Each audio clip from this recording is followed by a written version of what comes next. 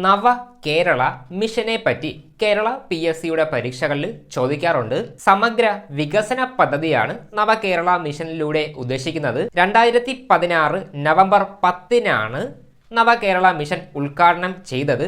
അന്നത്തെ കേരള ഗവർണർ ആയിരുന്ന P. സദാശിവമാണ് ഈ ഒരു പദ്ധതി ഉദ്ഘാടനം ചെയ്തത്. നവകേരള മിഷനിൽ 4 പ്രധാനപ്പെട്ട പദ്ധതികളാണ് ഉള്ളത്. ഒന്നാമത്തേത് ആർദ്രം പദ്ധതി. മികച്ച ചികിത്സയും ജനസൗഹൃദ ആശുപത്രിയുമാണ് ആർദ്രം പദ്ധതിയിലൂടെ ലക്ഷ്യമിടുന്നത്. രണ്ടാമത്തേത് ലൈഫ് പദ്ധതി. സമ്പൂർണ്ണ പാർപ്പിട പദ്ധതിയാണ് ലൈഫ് പദ്ധതി. മൂന്നാമത്തേത് ഹരിത കേരളം പദ്ധതി.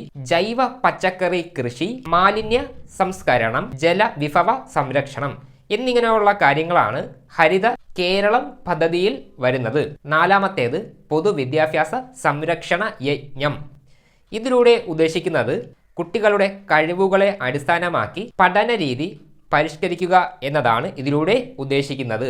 ഇത്രയും കാര്യങ്ങൾ പ്രധാനമായിട്ടും പഠിച്ചു വച്ചേക്കണം. ഇന്നത്തെ ചോദ്യം, ആറ്റത്തിന്റെ സൗരയൂഥ മാതൃക ആവിഷ്കരിച്ചത് ആരാണ്? ഇതിന്റെ ആൻസർ കമന്റ് ഇടുക.